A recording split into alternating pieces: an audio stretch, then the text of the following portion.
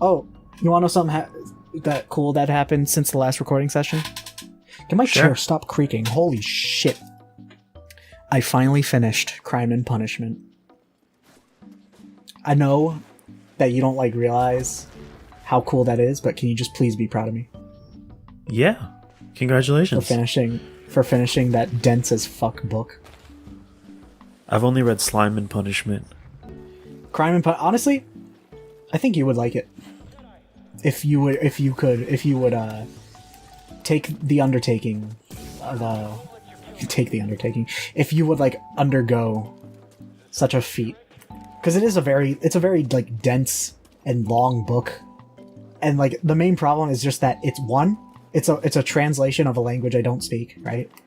And two, it was written in over 100 years ago, so there are a few language barrier issues, but it's a really good book about the nature of man, and this whole idea that nobody is above there should be no hierarchy in terms of this type of person is better than the other.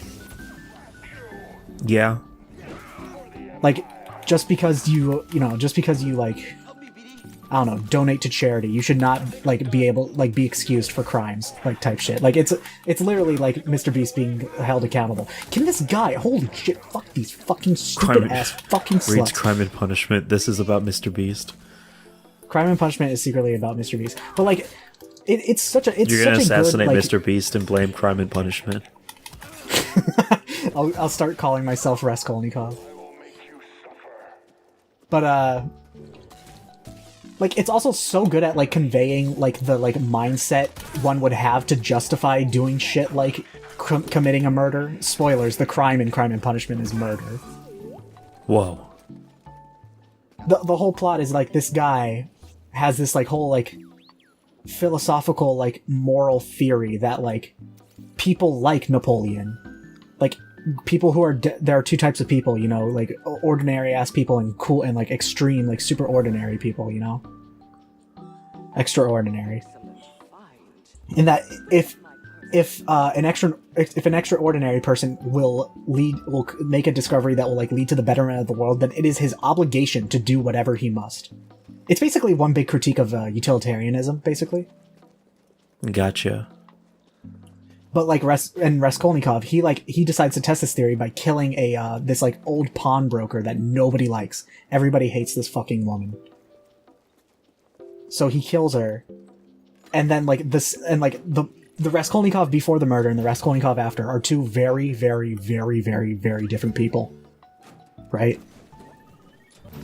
As a utilitarian, I should probably read this then. You should.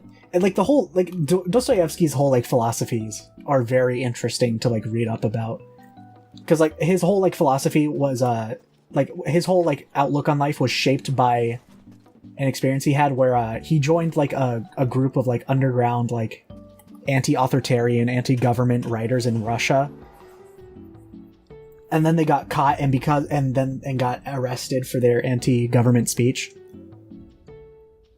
And Dostoevsky was literally he was literally scheduled for execution, and literally seconds before the firing line was going to kill him, they decided to call it off, and instead he served a 4-year prison sentence.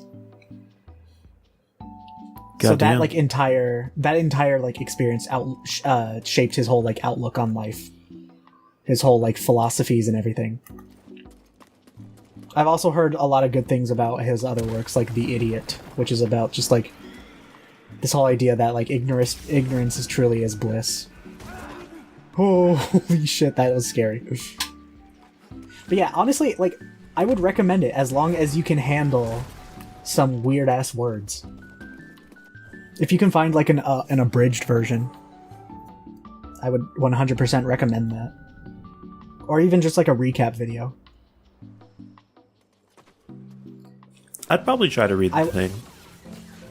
I will probably never read it again, but I'm very glad to have read it, and I think it definitely makes my top 5 books of all time list. And also considering I started it in July, it's just so fun. It's just so refreshing to not have to read that now, because I've been reading it for so long.